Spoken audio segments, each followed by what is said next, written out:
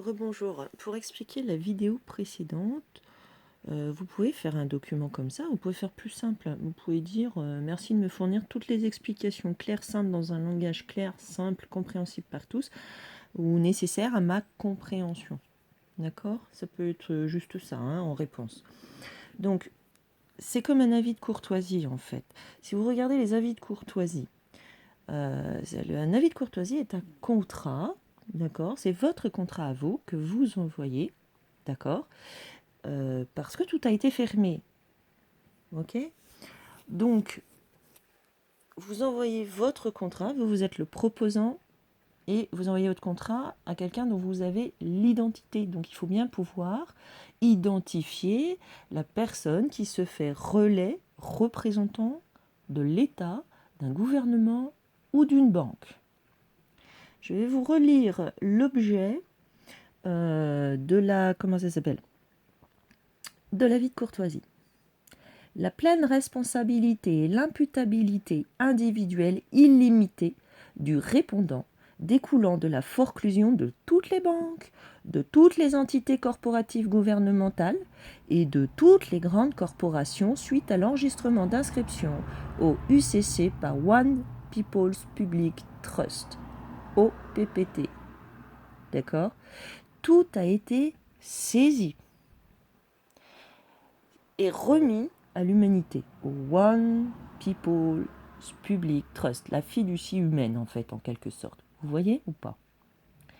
Donc ça veut dire que tous ceux qui persévèrent avec l'ancien système, d'accord, se font et qui se font relais ou représentants d'un gouvernement ou d'un État ou d'une société privée, se rendent responsables et coupables de crimes contre l'humanité.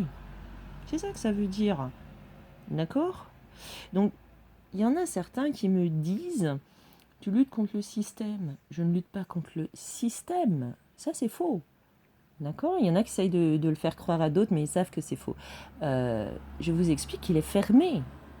Il a été fermé pour cause de crimes contre l'humanité. Et aujourd'hui, on veut essayer de vous faire porter le chapeau, de nous faire porter le chapeau, de maintenir ce système en place. C'est nous qui le voulons bien. Vous voyez ou pas? D'accord?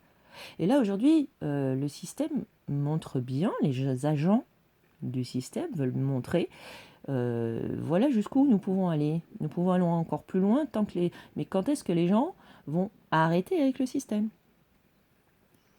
Ce n'est pas le combattre, c'est rappeler qu'il est fermé pour cause de crimes contre l'humanité. Et moi, je ne veux pas qu'il perdure, voilà. Voilà, tout simplement.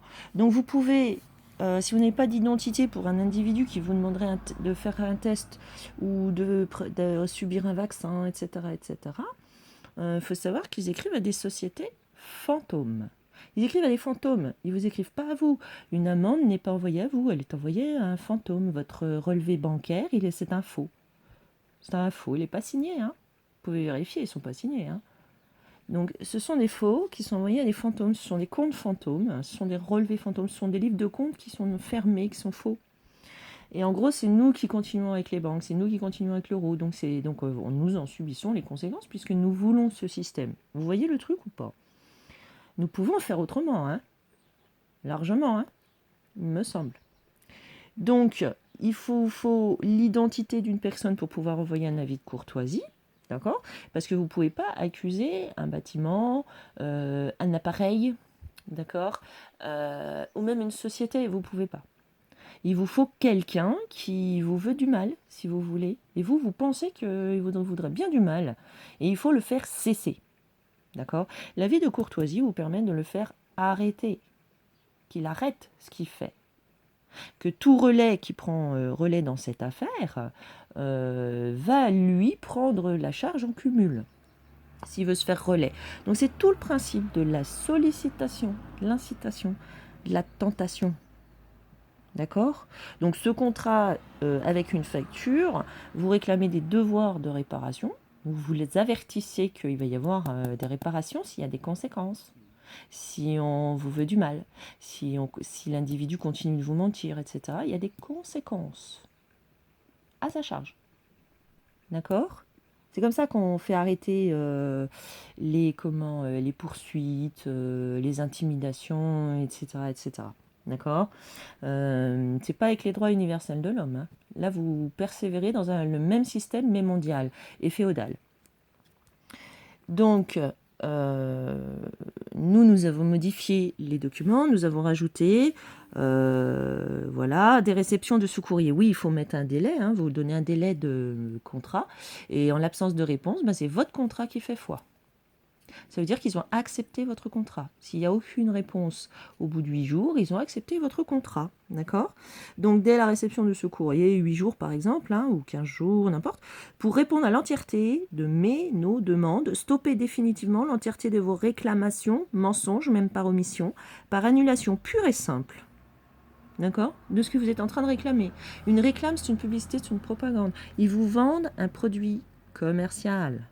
Une obligation, si vous acceptez d'avoir une dette envers la société qui veut vous vendre un produit, même toxique. C'est vous qui le voulez bien. Vous voyez le truc ou pas?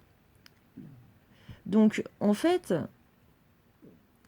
ce qu'ils font, c'est que les gens vont se salir eux-mêmes contre des gages. Ils vont alourdir leurs charges contre des gages. Et minimes, hein. Voilà. Donc, tous ceux qui disent qu'ils sont obligés, alors peut-être qu'eux, ils ont signé un contrat, hein. Il y a de grandes chances. Par exemple, les fonctionnaires signent des contrats. Mais nous, non. Est-ce que vous avez signé, vous, un contrat avec leur responsable hiérarchique, leur entité, tout ça voilà. Donc le contrat de naissance, c'est de nous faire croire qu'on on est sous contrat, blablabla, puis qu'on l'a bien voulu, blablabla. Alors qu'en fait, il n'existe aucun acte authentique que vous ayez signé à la naissance pour dire que le contrat est valide, en fait. Voilà. Donc en fait, c'est pour que des individus se salissent. C'est un peu le tri entre le bon grain et le mauvais grain. Voilà, aujourd'hui tu veux être criminel, il n'y a pas de problème. Regarde, je t'ai porte ouverte à open bar. Tu peux être criminel, mais tu en assumes la charge. C'est ça, hein. C'est ça le truc, hein. Donc, ils partent du principe que si vous ne lisez pas les documents, vous ne vérifiez pas qu'il n'y a pas de signature, vous ne pouvez pas identifier, c'est un tiers inconnu qui vous détiendrait, ou vous obéissez à un tiers détenteur inconnu. Euh, voilà, vous ne vérifiez pas, vous ne comprenez pas ce qui est écrit. Il existe ce qui s'appelle du droit caché. Hein, nous avons des droits cachés.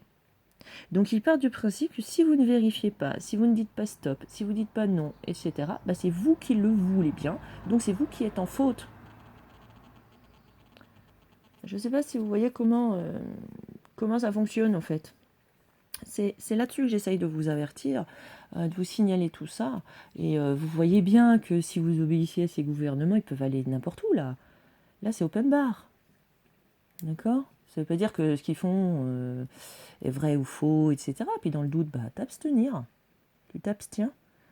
C'est aussi pour ça qu'ils disent nul n'est censé ignorer la loi. Ça veut dire que si vous ne vérifiez pas s'ils sont en droit de faire ce qu'ils veulent, tout leur est permis. C'est vous qui leur permettez de tout faire parce que vous ne répondez pas. Vous dites pas non. Vous obéissez aux ordres comme un Robocop. Le Robocop, il vous dit j'obéis aux ordres, je suis bien obligé. Vous faites la même chose. Ils vous font faire la même chose pour pouvoir dire que c'est vous qui le voulez. Voilà. C'est ce que j'essaye de vous expliquer et je n'ai pas à le faire à leur place. C'est à eux d'expliquer ce qu'ils font. C'est à eux d'expliquer. C'est pas à moi. Voilà. Bonne journée.